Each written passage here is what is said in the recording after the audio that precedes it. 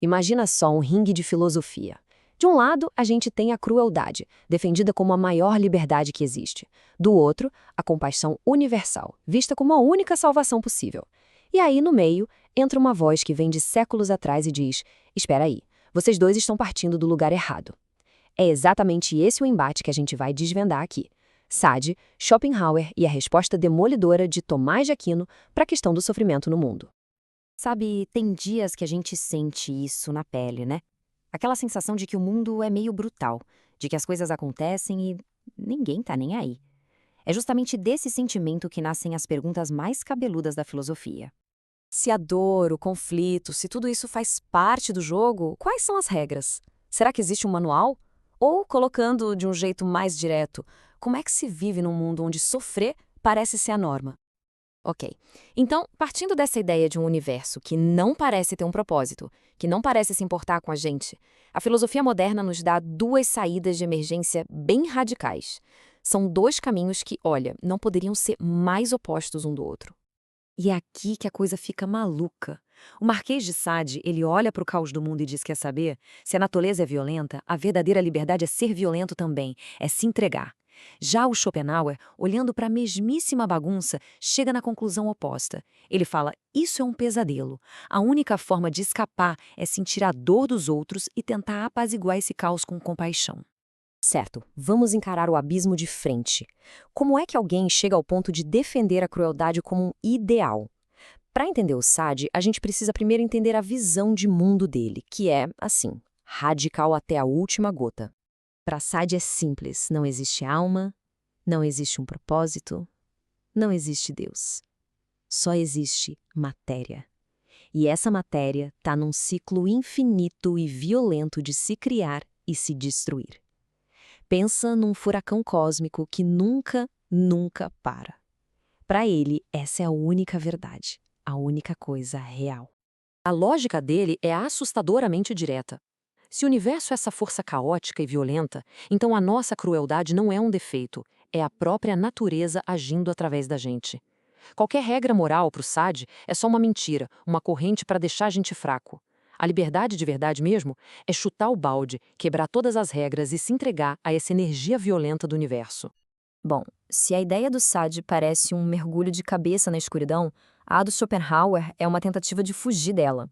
Ele também vê o mundo como um lugar de muito sofrimento, mas a origem do problema, para ele, é outra bem diferente. E aqui está a grande sacada do Schopenhauer. Por trás de tudo que a gente vê e toca, existe uma força motriz, uma energia irracional e que nunca se satisfaz, que ele chama de vontade. É como se fosse uma fome cósmica que nunca, jamais é saciada. É essa vontade que empurra a gente para desejar, para lutar e, no fim das contas, para sofrer. A lógica dele é um soco no estômago, de verdade. Se essa vontade é a fonte de toda a dor, o egoísmo que o Sade prega só joga mais lenha na fogueira. A única saída, a única luz no fim desse túnel é a compaixão. É naquele momento em que a gente olha para o sofrimento de outra pessoa e sente como se fosse nosso. Ali a gente começa a ver através da ilusão do nosso próprio ego e a silenciar essa vontade que nos tortura por dentro. E bem quando parece que a gente precisa escolher entre ser um monstro egoísta ou um santo sofredor, uma terceira voz entra nesse debate. Uma voz que vem de muito tempo antes e que vira a mesa completamente com duas palavrinhas em latim. Tomás de Aquino não entra na discussão para escolher um lado. Não. Ele entra para apontar o que ele chama de radix erroris, a raiz do erro. Para ele, tanto a crueldade do Sade quanto a compaixão do Schopenhauer, por mais diferentes que sejam, estão construídas sobre uma base podre. E a estratégia do Aquino é simplesmente genial. Ele não vai ficar debatendo se a crueldade é melhor que a compaixão dentro de um universo caótico. Não. Ele ataca a premissa. Ele questiona. Peraí, gente. Quem foi que disse que o universo é caótico e não tem propósito nenhum? E aqui está o ponto central da crítica. Para Aquino, o erro fatal tanto de Sade quanto de Schopenhauer é começar a conversa já assumindo um mundo sem Deus, sem uma ordem, sem um propósito final. Todo o dilema deles, portanto, nasce de uma visão que, para Aquino, já começou torta. Esse quadro aqui deixa tudo muito claro. Dá uma olhada na primeira linha, realidade última. Para Sartre é o caos, para Schopenhauer é a vontade cega, para Aquino é um Deus criador. Percebe? Essa única mudança no ponto de partida faz com que todo o resto desmorone e se reconstrua. a natureza humana, o sentido da liberdade, tudo vira outra coisa completamente diferente em cada um desses mundos.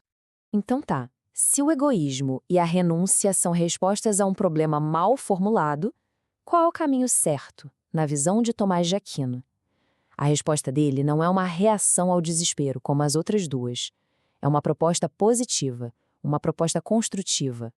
O ponto crucial é esse. Para Aquino, a ética não é sobre reagir ao caos, mas sobre participar ativamente de uma realidade que foi ordenada por Deus. A nossa grande ferramenta para isso é a razão. É a razão que nos permite entender essa ordem e direcionar nossas ações para o bem. E a virtude máxima é a caridade, que se manifesta como misericórdia, ou seja, uma ação pensada, deliberada, para ajudar os outros, motivada pelo amor.